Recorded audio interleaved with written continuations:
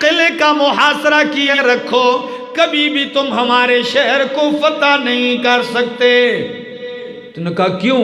کہنے لگے ہم نے اپنی اسلامی کتابوں میں یہ پڑھا ہے کہ اگر اس کو فتح کرے گا تو ایک ہی بندہ کرے گا۔ عبیدہ بن جراح کہنے لگے بتاؤ وہ کون ہے؟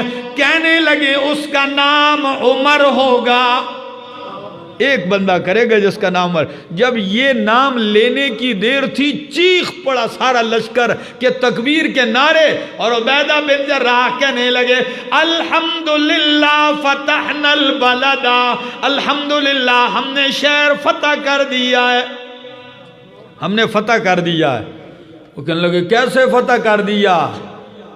کہنے لگے عمر ہمارا امیر المومنین ہے، آپ نے جن کا نام لیا وہ ہمارا امیر المومنین ہے۔ نے کہا نہیں ہم نہیں مانتے جب تک ہم دیکھیں گے نہیں، اس کی شکل ایسی ہے، پورا نقشہ بیان کر دیا۔ جب نقشہ بیان کیا عبیدہ بن جراح نے اپنے لشکر میں جس شخصیت کی شباہت شکل و صورت فاروق اعظم کے مشابہ تھی اس کو بھیجا کہ یہ ہے، دیکھ لو جو تم نے اوصاف بیان کی۔ وہ دیکھنے کے بعد خوب غور کرنے کے بعد کہنے لگے ہاں مسلمانوں اللہ کی قسم ہے یہ عمر کے مشابہ ضرور ہے مگر عمر نہیں ہے، یہ عمر نہیں ہے۔ اگر عمر آ جائے ہم لڑائی کیے بغیر چابیاں اپنے ہاتھوں سے حوالے کر دیں گے شہر کی، بیت المقدس کی۔ بات جب نہ بنی خط لکھا ابو عبیدہ بن جراح نے کہ امیر المومنین آپ تشریف لائیں، قربان جاؤں امیر المومنین جا رہے ہیں، یہ نہیں لشکر ہے فوج آگے اور پیچھے نہیں، اکیلے خود غلام بھی ساتھ ہے۔ میں کہتا ہوں یار بہادری کی بھی کوئی انتہا ہوتی ہے، لڑے ہیں پوری دنیا سے 22 لاکھ مربع میل، 4000 سے زیادہ شہروں کو فتح کیا ہے، پوری دنیا کفر سے دشمنی مول لیے ہوئے ہیں اور چلتے ہیں تو تنے تنہا۔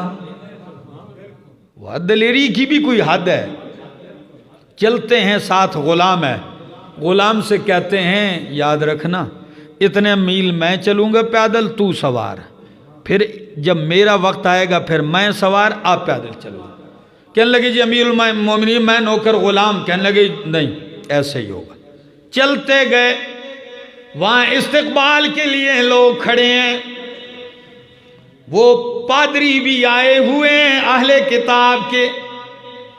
فاروق اعظم اللہ کی شان جب جگہ قریب آ گئی تو نمبر غلام کا آ گیا سوار ہونے کا۔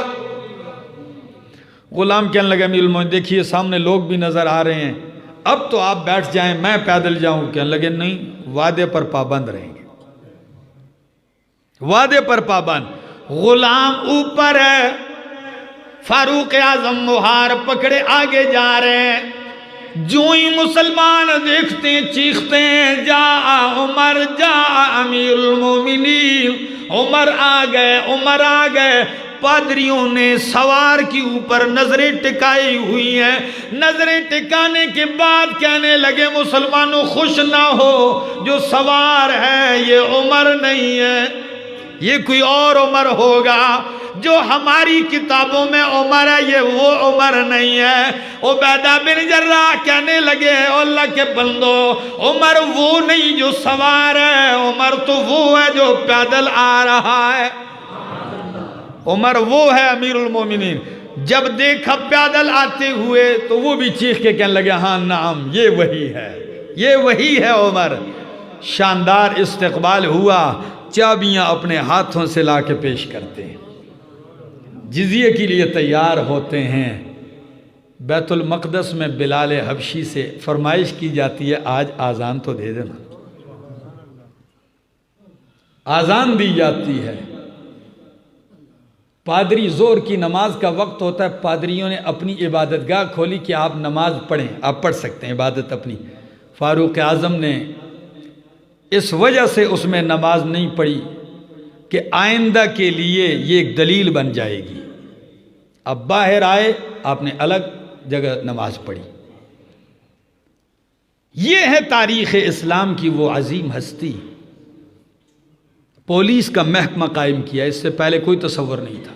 بیت المال کا محکمہ قائم کیا ہے، صوبے بنائے ہیں، صوبوں پہ گورنر بنائے ہیں،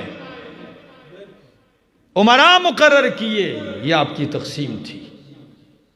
خود ایسے، اور رات کو مدینے کی گلیوں میں امیر المومنین تنہا گشت بھی کر رہے ہیں، مدینۃ الرسول میں گشت کر رہے ہیں۔ پتہ ہے؟ سنا دوں؟ وقت نہیں ہے جی، پھر سن لیجئے۔ گشت کرتے ہیں، رات کو چکر لگا رہے ہیں باہر، دیکھتے ہیں ایک گھر سے رونے کی آواز آ رہی ہے، بچے رو رہے ہیں۔ آپ نے فوراً دروازے کی اور سے دیکھا، صحن میں ہنڈیا رکھی ہوئی ہے، کوئی عورت آگ جلا رہی ہے۔ فاروق اعظم نے دروازے پہ دستک دی، عورت آئی، فرمایا بہن کیا تکلیف ہے؟ کہنے لگی میرے معصوم بچے ہیں، کھانے کو کچھ نہیں، پینے کو کچھ نہیں، یہ بھوک کی وجہ سے بلبلا کے رو رہے ہیں۔ فرمایا بہن تو پھر آپ نے چولہے پہ کیا رکھا ہوا ہے؟ کہنے لگی او اللہ کے بندے، چولہے پر جو آگ جل رہی ہے یہ صرف پانی ہے، بچوں کو دلاسا دینے کے لیے کہ آپ چپ کر جائیں، کوئی چیز پک رہی ہے، پکنے کے لیے کچھ نہیں، صرف پانی ابل رہا ہے۔ یہ تو بچوں کو حوصلہ دینے کے لیے۔ اور پتہ ہے کیا جملہ کہا؟ کہنے لگی اللہ بیننا و بین عمر، اللہ ہمارے اور عمر کے درمیان فیصلہ کرے گا کل قیامت کے دن۔ اللہ بیننا و بین عمر، جب یہ جملہ کہا فاروق اعظم کہنے لگے او بہن آپ کو، عمر بیچارے کو آپ کی تکلیف کا کیا پتہ ہے؟ تو پتہ کیا کہنے لگی عورت؟ کہنے لگی یتولا امرنا و یغفل عنا، حاکم ہمارا بنتا ہے اور ہماری تکلیفوں سے بے خبر رہتا ہے، خلیفہ بنتا ہے اور ہماری ضروریات سے بے خبر ہے۔ فاروق اعظم نے کہا ٹھہر جاؤ، نکلتے ہیں، فوراً بیت المال کے چوکیدار کو جگایا، خادم اسلم نام ہے، اٹھیے، سامان تیار کیا، خوراک، گندم، گھی، آٹا، کچھ چیزیں ایسی تیار کی اور اٹھانے لگے۔ خادم کہنے لگا میں اٹھاؤں گا، کہنے لگے آج تو اٹھائے گا، کل قیامت کے دن بوجھ کون اٹھائے گا؟ مجھے اٹھانے دیجئے اپنا بوجھ۔ آپ خود اٹھاتے ہیں، خادم ساتھ چل رہا ہے، چلتے جلدی سے، آگ جل رہی تھی، اسے جلانا شروع کر دیا، چونکہ لکڑیاں ہری تھی، آگ جل نہیں پا رہی تھی، خود آپ پھونکے مار مار کے آگ جلاتے ہیں۔ گھی ڈالا ہنڈی میں، آٹا ڈالا، کچھ حریرہ سا تیار کیا نرم، اور آپ آگ پھونکتے ہیں۔ اسلم کہتے ہیں میں بیٹھ کے دیکھ رہا ہوں کہ عمر کی داڑھی سے دھواں نکلتا ہے اور راکھ اڑ اڑ کے آپ کی داڑھی پہ آ کے لگتی ہے، یوں داڑھی پکڑ کے کہتے ہیں آج کا دھواں برداشت کر لے ورنہ کل جہنم کی آگ بڑی سخت ہے۔ خود اپنے آپ کو مخاطب کرتے ہیں۔ پھر حریرہ تیار کیا، بچوں کو بٹھایا اس عورت کے، انہیں اپنے ہاتھوں سے کھلا رہے ہیں، ایک ایک کے منہ میں وہ خوراک ڈالی۔ جب وہ کھا کے سیر ہو گئے، فاروق اعظم دور بیٹھے رہے، کافی دیر تک ان بچوں کو دیکھتے رہے، جب تک بیٹھ کے بچے کھیلنے لگے فاروق اعظم اٹھ کے آنے لگے۔ پتہ ہے ایک جملہ آپ کو یہاں عورت کا سنا ہے، جب اور آنے لگے عورت کیا کہتی ہے؟ فاروق اعظم نے فرمایا عورت آج چند دنوں کی یہ خوراک ہے، جب بھی ختم ہوگا، ختم ہونے سے پہلے انشاءاللہ اگلی خوراک آ جایا کرے گی آئندہ۔ عورت دعا دیتے ہوئے کیا کہتی ہے؟ انت اولا بہذا الامر من امیر المومنین، او نیک سیرت فرشتہ بن کے آنے والے انسان، خلافت کا حقدار عمر سے تو زیادہ ہے۔ عورت کہتی ہے خلافت کا حقدار تو ہے، تیرے جیسا بندہ خلیفہ ہونا چاہیے، پھر بھی اپنا تعارف نہیں کروایا۔ کیا کہتے ہیں؟ کہتے ہیں او عورت، کل جب تو امیر المومنین کے پاس آئے گی اس عاجز کو بھی وہاں پائے گی۔ اسلم کہتے واپسی پر میں نے ایک جملہ پوچھا، میں نے کہا امیر المومنین یہ آپ کھانا تو دے کے تیار کر کے آ گئی، کافی دیر تک آپ بیٹھے دیکھتے کیوں رہے؟ کہنے لگے او خادم، میں نے ان بچوں کو روتا ہوا دیکھا تو پھر میرے دل نے گوارا نہیں کیا کہ ان کو ہنستے کھیلتے بغیر میں اٹھ کے چلا جاؤں۔ پھر جب میں نے ان کو مسکراتا ہوا دیکھا میں تب وہاں سے اٹھ کے گیا۔ میرے دوست، میرا یار، یہ عظیم ہستیاں ہیں، کیا حاکم وقت ان کے واقعات پڑھے تو اس کو کوئی احساس پیدا ہو؟ کیا مسلمان حکمران ان لوگوں کا تذکرہ سنیں تو ان کو پتہ چلے کہ حاکم کیسا درد دل رکھتا ہے۔ آپ مدینہ سے باہر چلے گئے، ایک بوڑھیا عورت لگی ہوئی ہے، فاروق اعظم پہنچتے ہیں، بوڑھیا اتنے جلال میں ہے، پتہ ہے کیا کہتی کل قیامت کا دن آئے گا، میں عمر کے گریبان سے پکڑوں گی اور اللہ کی بارگاہ میں پیش کروں گی۔ فاروق اعظم دہک اٹھے، کہنے لگے او بڑھیا، عمر بیچارے کو کیا خبر ہے، اتنا تیرا گھر فاصلے پر ہے؟ کہتی ہے وہ بادشاہی کیا جو قریب کے لوگوں کی تو خبرگیری کرے اور دور کا نہ پوچھے، اگرچہ میں دور رہتی ہوں۔ فاروق اعظم نے تعارف کرائے بغیر کہا اماں جان دیکھیے عمر بیچارہ مصروف ہے، جہاد ہیں، میدان کارزار ہیں، اگر میں عمر کی جگہ آپ کو کچھ دے کے راضی نامہ کر لوں تو کیا آپ معاف کر دیں گی؟ بوڑھیا کہتی او جوان تو مجھ سے مذاق کرتا ہے؟ کہتے واللہ میں مذاق نہیں کرتا ہوں، سچ کہتا ہوں۔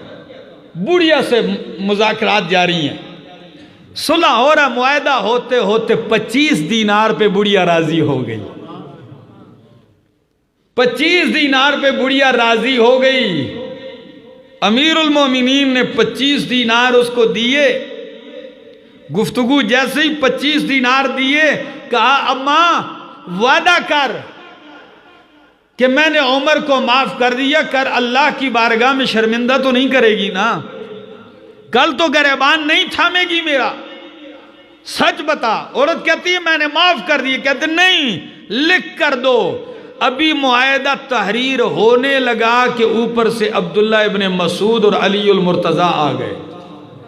جب انہوں نے دیکھا فاروق اعظم لگے ہیں کچھ تحریر کرتے ہیں تو ایک دم کہنے لگے امیر المومنین آپ کیا کرتے ہیں؟ بس جب بوڑھیا نے امیر المومنین کا لفظ سنا تو بوڑھیا تو ڈر گئی، عمر کا دبدبہ تو ویسے بھی تھا، عورت ڈر گئی۔ فاروق اعظم کہنے لگے اماں ڈریے نہیں، جو بات ہے بات وہی رہے گی، بات وہی رہے گی، اب میرا تیرا راضی نامہ ہو گیا ہے۔ فرمایا میں نے بڑھیا سے صلح کر لی ہے 25 دینار پہ، علی عبداللہ ابن مسعود آپ دونوں بھی یہاں دستخط ثبت کر دیں، آپ کی گواہی بھی پڑ جائے۔ واہ عمر، بندہ کبھی کبھی غور کرتا ہے تو آدمی کہتا ہے یہ کام تو بڑا کوئی ویلا جب بندہ ہوئے پھردہ ہوئے، کیا خیال ہے؟ نہیں ویلے نہیں، یہ ان کے دل میں درد تھا۔ کیا تھا؟ درد تھا۔ جب آپ خلافت کے کام میں مصروف ہوتے تو چراغ جل رہا ہوتا تھا، اور جب خلافت کا کام ختم کرتے تو اسے بند کر کے دوسرا چراغ لگا لیتے گھر کا۔ کسی نے کہا یہ کیا ہے؟ فرمایا میرے پاس اتنی طاقت نہیں کہ اپنا چراغ مستقل جلاؤں اور دوسرا بند اس لیے کر دیا ہے کہ جب تک کار خلافت میں مصروف ہوں گا تو خلافت کے پیسے لوں گا، نہیں تو نہیں لوں گا۔ جب میرا کام ختم تو خلافت کے پیسوں سے بلنے والا جلنے والا دیا بھی بجھا دیا۔ کیا میرا دوست کوئی ایسا بندہ ہے کہ میں سرکاری گاڑی استعمال کر رہا ہوں، میں سرکاری کوٹھی استعمال کر رہا ہوں، میں سرکاری پیٹرول لے رہا ہوں، میں سرکاری اخراجات لے رہا ہوں، کس بے دریغ طریقے سے ان کو اڑایا جاتا ہے؟ کیا ہے کسی میں یہ درد؟ کیا کسی کو یہ فکر ہے کہ میں نے کل پیش ہونا ہے؟ عمر اگر 25 دینار پہ ایک بڑھیا سے راضی نامہ کرتے ہیں، خدا جانے میرے دور کے حاکموں، اس دور کے مسلمان حکمرانوں، کل میدان محشر میں آؤ گے، خدا جانے تمہاری گردنوں میں کتنے